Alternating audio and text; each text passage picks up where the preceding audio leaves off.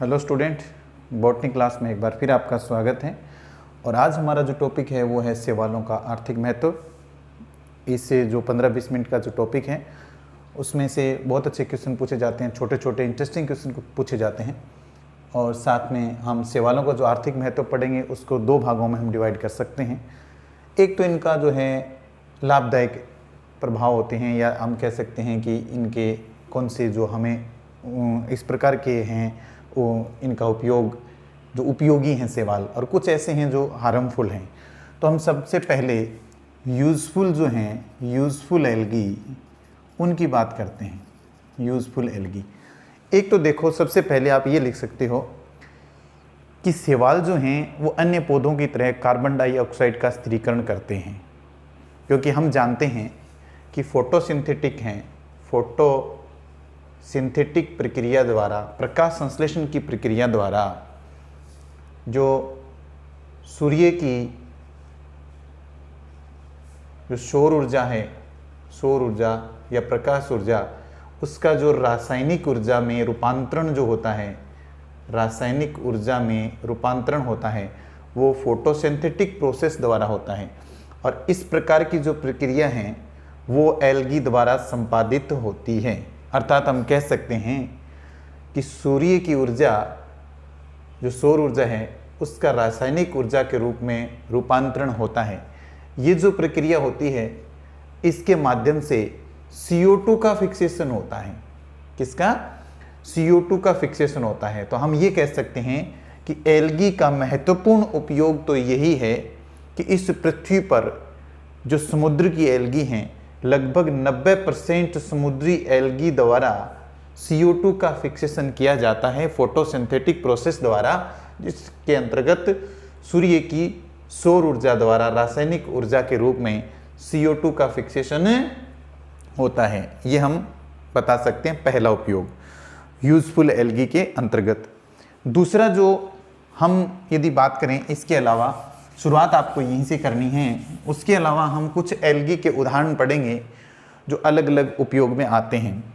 सबसे पहले हम देखते हैं कि एल्गी एज फूड, यानी कि भोजन के रूप में।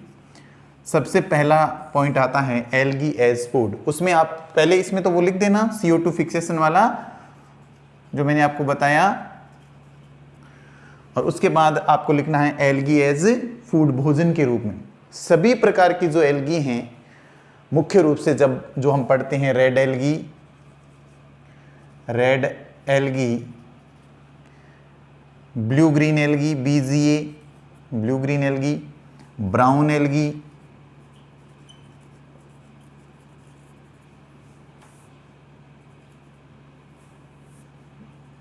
ग्रीन एल्गी, मुख्य रूप से इन एल्गी का उपयोग भोजन के रूप में होता है। इसमें अलग अलग एग्जाम्पल हैं। जैसे सबसे पहले रेड एल्गी है। रेड एल्गी के अंदर आती है पोरफायरा।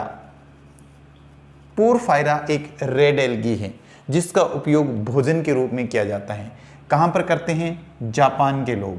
जापान के लोग रेड एल्गी का उपयोग किस में करते हैं? भोजन के रूप में करते हैं। पोरफायरा का उपयोग क्यों करते हैं? क्योंकि पोरफायरा के अंदर अत्यधिक मात्रा में कार्बोहाइड्रेट, लिपिड एंड विटामिन्स पाया जाता है। विटामिन्स कौन कौन से? A, B और C। ये सारे प्रकार के vitamin A, B, C, carbohydrates, lipids, proteins, ये सारी चीज़ें इसमें पाई जाती हैं। इसलिए जापान के लोग बड़े चाव से पोरफायरा जो रेड एल्गी है उसको भोजन के रूप में खाते हैं। ब्लू ग्रीन एल्गी की यदि हम बात करें तो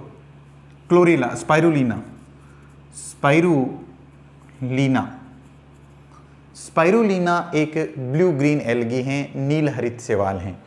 स्पाइरुलिना प्रोटीन का बहुत अच्छा स्रोत है, प्रोटीन का अच्छा स्रोत है। इसके अंदर अत्यधिक मात्रा में प्रोटीन पाया जाता है जिसको लोग खाने के रूप में उपयोग करते हैं। स्पाइरुलिना के कैप्सूल भी स्पाइरुलिन नाम के कैप्सूल भी एक प्रोडक्ट है जो ब्लू ग्रीन एल्गी स्पाइरुलिना का है। तो प्रोडक्ट जो प्रोटीन है उसका काफ़ी पूर्ति स्पाइरुलिना करती है blue green algae. Brown algae, brown algae की यदि बात करें तो जैसे शार्गाशम है, शार्गाशम, लेमिनेरिया, ये जो ब्राउन एल्गी हैं, शार्गासम और लेमिनेरिया ब्राउन एल्गी, ये समुद्र के किनारे जो लोग हैं वो खाते हैं इसको। और ये जो ब्राउन एल्गी हैं इसके अंदर काफ़ी अधिक मात्रा में आयोडीन पाया जाता है, काफ़ी अधिक मात्रा में आयोडीन पाया जाता है। तो आयोडीन की कमी इन लोगों में नहीं होती जो ब्राउन एल्गी का सेवन करते हैं, जो समुद्र के किनारे रहते हैं। आयोडीन की कमी नहीं होती उनमें, अर्थात इनका मतलब इसमें इन लोगों में गलघोटू, जिसको हम गॉइटर रोग बोलते हैं, वो रोग नहीं होता। गलघोटू या गॉइटर रोग उनमें नहीं होता। तो ये भोजन के रूप में आ गई red algae, blue green algae, brown algae, green algae. Green algae में एग्जाम्पल देखते हैं क्लोरेला। क्लोरेला इंटरेस्टिंग एग्जाम्पल है। क्लोरेला को स्पेस एल्गी कहा जाता है, स्पेस एल्गी, इसको स्पेस एल्गी भी कहा जाता है। क्यों? एक तो क्लोरेला जो है ये भोजन के रूप में उपयोग होता ही है। जैसे अंतरिक्ष में वैज्ञानिक जाते हैं, क्लोरेला को ट्यूब में भर के ले जाते हैं, तो एक तो उनको भोजन प्राप्त होता है क्लोरेला से। दूसरा, अंतरिक्ष के अंदर जो O2 की आपूर्ति है अंतरिक्ष यात्रियों को, वो क्लोरेला कर देता है। इसलिए क्लोरेला जो हरित शैवाल हैं उसको स्पेस एल्गी कहा जाता है। ये भोजन के रूप में उपयोग हो गया इसका। दूसरा, एक हम ग्रीन एल्गी की ओर बात करते हैं, Alva. Alva, ULVA, Alva. Alva एक ग्रीन एल्गी है जिसको जापान में लोग भी खाते हैं और समुद्र के किनारे जो भी लोग हैं वो इसका इस्तेमाल करते हैं, अल्वा का। अल्वा को समुद्री सलाद कहते हैं, सी लेट्यूसी, समुद्री सलाद कहते हैं। इसमें काफ़ी अधिक मात्रा में जो इस प्रकार के तत्व होते हैं जो हमारे शरीर के लिए आवश्यक होते हैं। तो अल्वा भी एक ग्रीन एल्गी है जिसका उपयोग भोजन के रूप में करते हैं। तो भोजन के रूप में यदि हम एल्गी का देखें उपयोग, तो red algae, porphyra, blue green algae, spirulina, जिसमें 60% से अधिक प्रोटीन होता है, और ब्राउन एल्गी, उसमें शार्गासम और लेमिनेरिया आयोडीन की पूर्ति करते हैं। और ग्रीन एल्गी के अंदर दो हैं, chlorella, interesting example, space algae, O2 की पूर्ति करता है अंतरिक्ष यात्रियों को, साथ में वो भोजन के रूप में उसको खा भी सकते हैं। और दूसरा जो था अल्वा, जिसको सी लेट्यूसी या समुद्री सलाद कहा जाता है, समुद्री सलाद कहा जाता है। तो ये एल्गी ऐसी हैं जिसका हम भोजन के रूप में उपयोग करते हैं। इसके बाद दूसरा पॉइंट,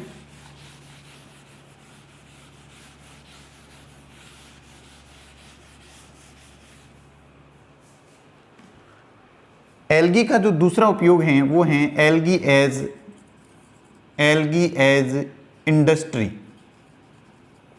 इंडस्ट्री, यानी उद्योगों में एल्गी का उपयोग कहाँ पर होता है।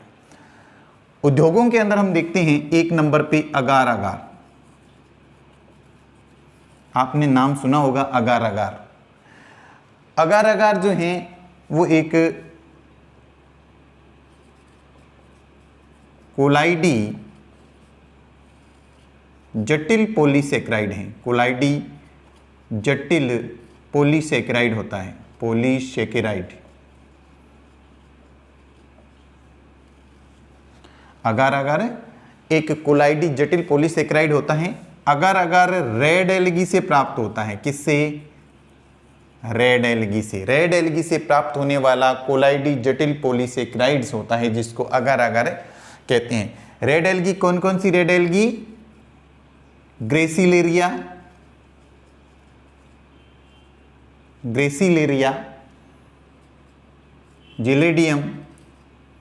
जिलेडियम और जिगार्टीना। ग्रेसिलेरिया, जिलेडियम और जिगार्टीना, ये जो हैं मुख्य रूप से अगार अगार प्राप्त होता है इनसे। जी है नाम, जी से ग्रेसिलेरिया, जिलेडियम और जिगार्टियना। तो ये एक रेड एल्गी हैं जिनसे कोलाइडी पदार्थ अगार अगार प्राप्त होता है।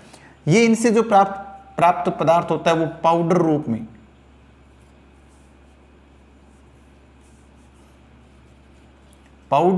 प्राप्त होता है और उसमें वाटर मिला करके, पानी वगैरह मिला करके उसको जेली सदृश्य प्राप्त कर लिया जाता है, जिसको हम अगार अगार कहते हैं। तो ये उद्योगों में या हम कह सकते हैं कि लेबोरेटरीज में अगार अगार का इस्तेमाल किया जाता है, जो कि रेड एल्गी से प्राप्त होता है। दूसरा एक इंपॉर्टेंट और है उद्योगों के अंदर काम में आने वाला, केराजिनिन।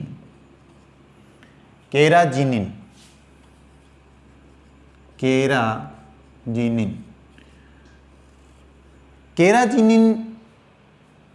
रेड एल्गी से ही प्राप्त होता है। रेड एल्गी जिसका नाम है कॉन्ड्रस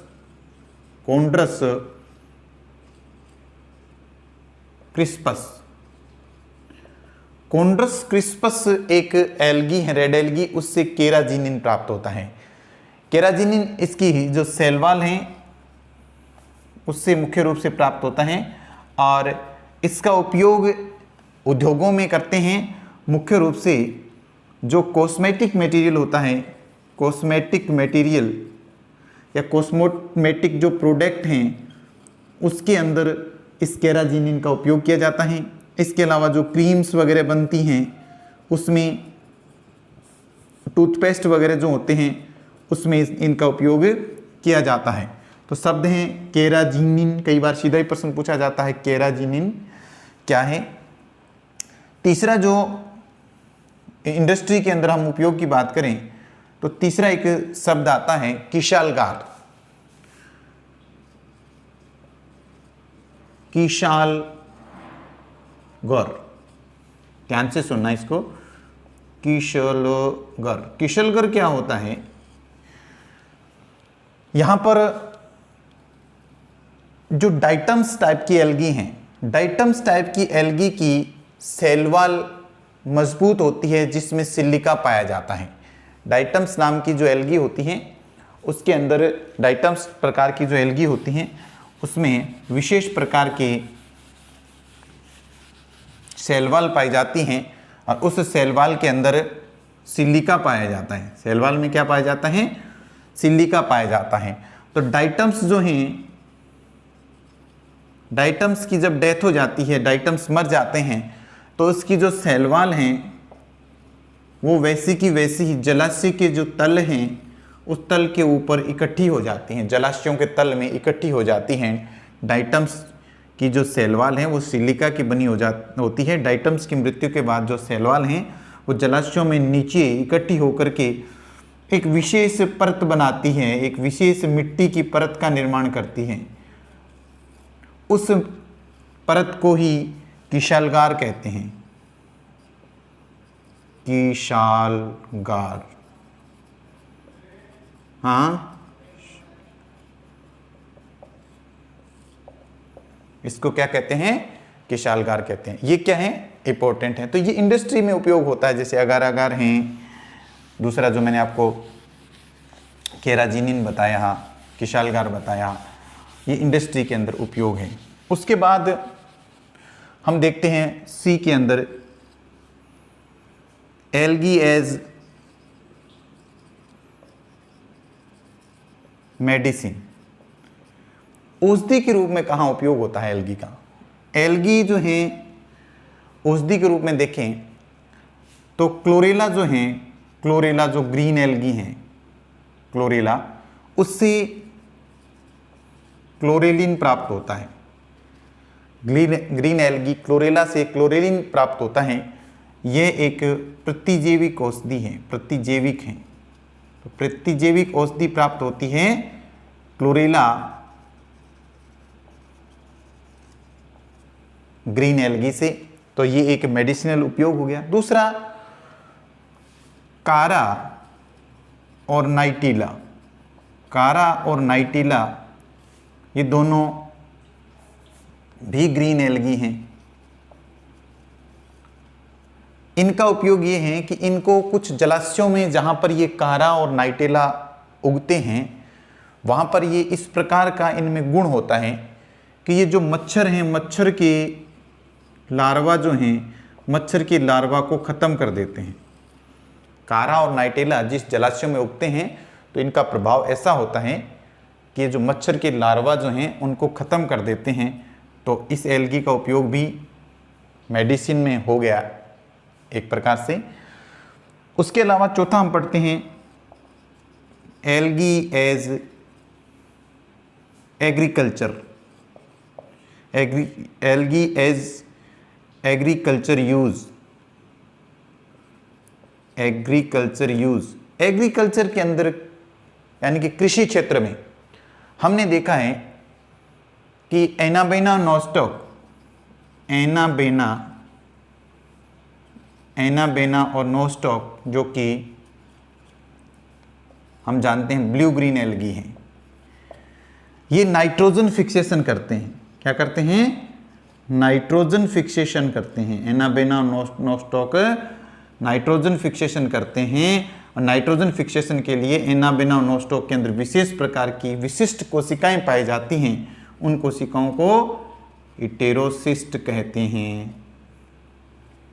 इन इटेरोसिस्ट के माध्यम से ब्लू ग्रीन एल्गी नोस्टॉक और एनाबेना नाइट्रोजन फिक्सेशन करती हैं। अर्थात एग्रीकल्चर यूज, एग्रीकल्चर के अंदर भी एल्गी का यूज़ है यानी कि उपयोग हैं, एग्रीकल्चर के रूप में उपयोग किया जाता है। ये कुछ उपयोगी चीज़ें हैं जो एल्गी से प्राप्त होती हैं या एल्गी हमारे लिए फ़ायदेमंद हैं।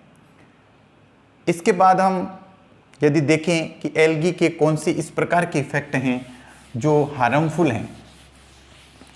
हार्मफुल इफ़ेक्ट की यदि बात करें, दूसरी तरफ हम हार्मफुल इफ़ेक्ट की यदि बात करें तो उसमें सबसे पहला आता है वाटर ब्लूम। आपने नाम सुना होगा वाटर ब्लूम। वाटर ब्लूम होता है जिसको हिंदी में बोलते हैं जल प्रस्फुटन। जल प्रस्फुटन ये क्या होता है? जलाशय जो होते हैं, जलाशय के अंदर एनाबेना और ओसिलेटोरिया, माइक्रोसिस्टिस, कुछ ये ऐसी शैवाल हैं जो जलाशय के अंदर अनुकूल परिस्थितियां आती हैं तो ये बहुत अधिक वृद्धि करती हैं और जलाशय के ऊपर पूरी जो सतह होती हैं उस सतह के ऊपर फैल जाती हैं, झाग के रूप में फैल जाती हैं। तो जल के अंदर की जो ऑक्सीजन है उसका ये अत्यधिक उपयोग कर लेती हैं। तो जल के अंदर जो जीव हैं वो बेचारे मर जाते हैं। तो जल पीने लायक नहीं रहता और जल के अंदर जो जीव रहते हैं उनके जीने लायक नहीं रहता, विषाक्त हो जाता है जल। इस प्रकार की जो प्रक्रिया है उसको कहते हैं वाटर ब्लूम या जल प्रस्फुटन। कौन सी एल्गी करती है ये? एनाबेना और ओसिलेटोरिया, माइक्रोसिस्टिस,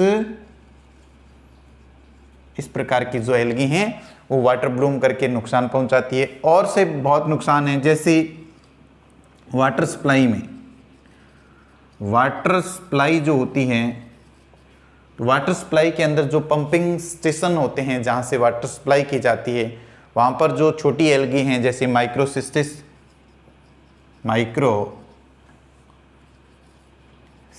टाइप की जो एल्गी हैं वो क्या करती हैं, इनके जो पंपिंग स्टेशन होता है वहाँ पर ये फंस जाती हैं तो जल प्रवाह में रुकावट पैदा करती हैं।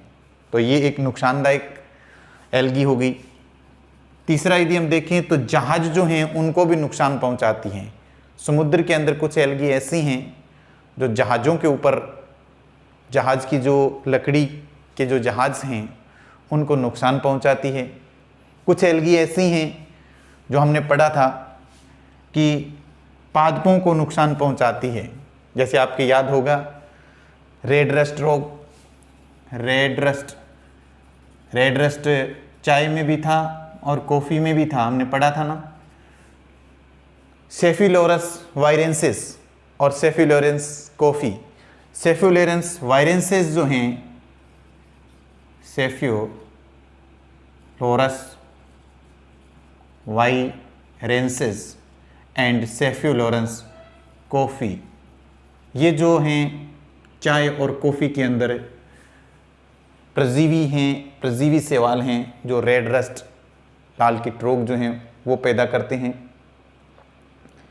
कुछ शैवाल ऐसे हैं जो हमारे शरीर के अंदर भी, जैसे माइक्रोसिस्टिस वगैरह हैं, कई बार एनाबेना वगैरह हैं, ये हमारे शरीर के अंदर लिंगवेया हैं, ये शरीर के अंदर आंतों के अंदर फैल करके रोग पैदा करते हैं, तो विषाक्त प्रभाव उत्पन्न करते हैं।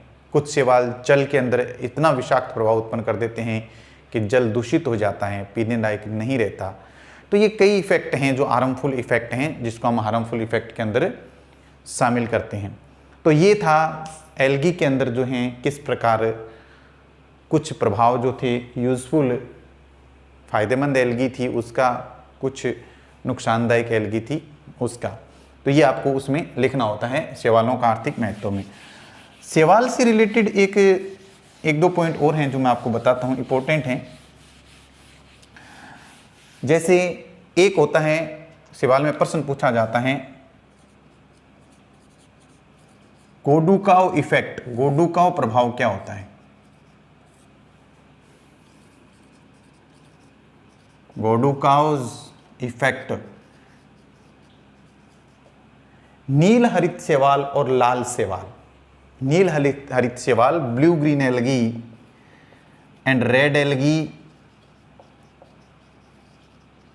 इनमें क्या होता है, प्रकाश की तरंगदैर्ध्य परिवर्तन के साथ साथ रंग परिवर्तन करने की क्षमता होती है कि जैसे जैसे ऊपर से प्रकाश समुद्र के अंदर गिरता है तो प्रकाश की जो तरंगदैर्ध्य के अनुसार इनमें रंग परिवर्तन करने की क्षमता होती है। ये रंग परिवर्तन कर देते हैं। इन्हें पादप जगत के जोकर कहा जाता है। इनको क्या कहा जाता है? पादप जगत के गिरगिट, पादप जगत के गिरगिट कहा जाता है, क्योंकि ये प्रकाश की जो तरंगदैर्ध्य है उनके अनुसार गहराई के साथ साथ ये जो एल्गी हैं ये अपना रंग परिवर्तन करती रहती हैं, और इस प्रभाव को क्या कहते हैं? गोडुकाव इफेक्ट कहा जाता है। एक प्रश्न आता है कि हेमरलिंग वैज्ञानिक था, हेमरलिंग ने ही एसिटाबुलेरिया शैवाल थी, एसिटाबुलेरिया, हेमरलिंग ने एसिटाबुलेरिया शैवाल पर प्रयोग करके, एक कोशिकीय शैवाल है एसिटाबुलेरिया यूनिसेलुलर शैवाल, इस पर प्रयोग करके ही बताया था कि कोशिका का नियंत्रण केंद्रक द्वारा होता है। तो ये प्रश्न भी पूछा जाता है। क्लोरेला और डेस्मेस, ये जो शैवाल हैं, इस पर केल्विन नामक वैज्ञानिक ने प्रयोग किया था, क्लोरेला पर और सेंट डेस्मस शैवाल पर। केल्विन ने क्लोरेला और सेंट डेस्मस शैवाल पर प्रयोग करके C3 साइकिल जो हैं उसकी खोज की थी। तो ये छोटे छोटे प्रश्न ये पूछे जाते हैं कि एसिटाबुलेरिया पर प्रयोग किसने किया? हेमरलिंग ने किया। कोशिका का नियंत्रण केंद्रक द्वारा किया जाता है। इस किस एल्गी पर प्रयोग करके बताया था? एसिटाबुलेरिया पर बताया। क्लोरेला और सेंट डेस्मस जो शैवाल हैं उसके ऊपर प्रयोग किया था केल्विन ने, और उन्होंने C3 साइकिल के बारे में बताया था। तो ये कई इंपॉर्टेंट क्वेश्चन और शैवालों का आर्थिक महत्व है। इसके साथ ही जो शैवाल जो हैं, एल्गी जो टॉपिक हैं, वो हमारा पूरा होता है। आप इसको अच्छी तरह से पढ़िए, याद करिए। Thank you student.